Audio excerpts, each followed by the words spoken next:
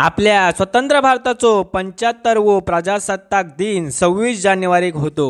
पण त्या दिवशी आमका सुट्टी असता म्हणून आम्ही ऑफिसात आदल्या दिवशी म्हणजे 25 जानेवारीक साजरो करूचो ठरवलो।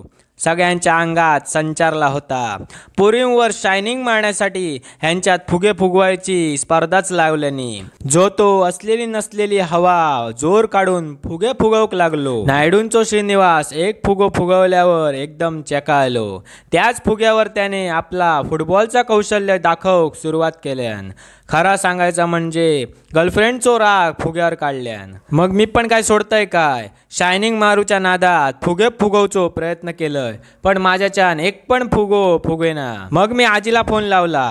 आजीक सांगलंय माझ्याच्यान एक पण फुगो फुगना नाही। आजी म्हणाली, अरे त्यांनी सेकंड हँड फुगे आणले असतले, आणखी 10 रुपये टाकून नवीन फुगे गेले असते।